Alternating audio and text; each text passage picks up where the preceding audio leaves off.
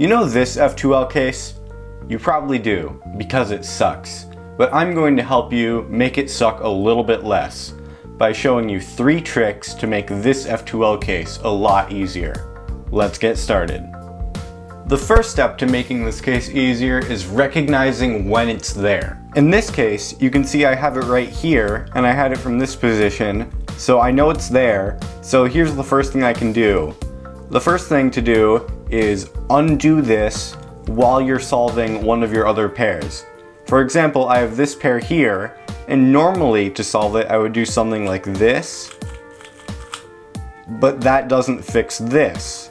So if I wanted to fix this while solving this pair, instead of doing RU prime R prime to set that up, I could do R prime U prime R, and that does the same thing and moves those out, which makes this a lot easier, and I don't have that terrible case anymore. But what would you do if you didn't have another good pair to fix that case?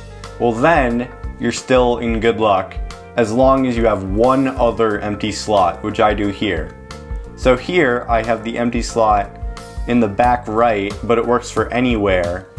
And so you just want to do a D move to get that corner out of the way and move the corner from the empty slot to underneath the edge, and then you do the flipping algorithm, which is R U R prime F R prime F prime R, and then you undo your D moves, and now you have that pair solved much easier. But let's say you're in a worst case scenario. You have that case and all of your other pairs are solved.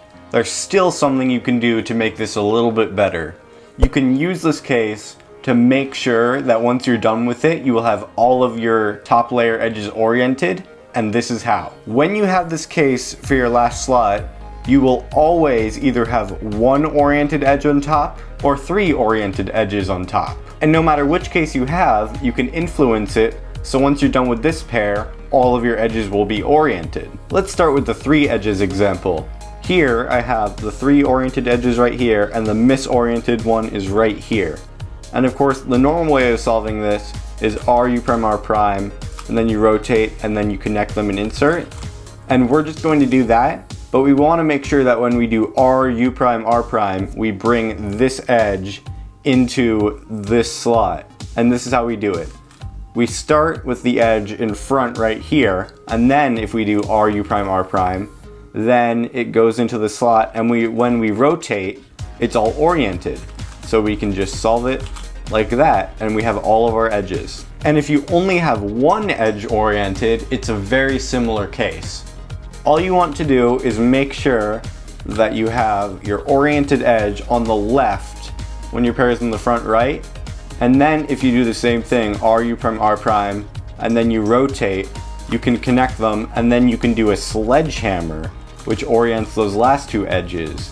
And that again gives you all of your oriented edges. So thanks for watching this video. I hope you enjoyed this shorter style of tutorial. I could definitely make more like this if you enjoyed it. If you liked the video, leave a like, subscribe, and click the bell icon to be notified when I make more videos.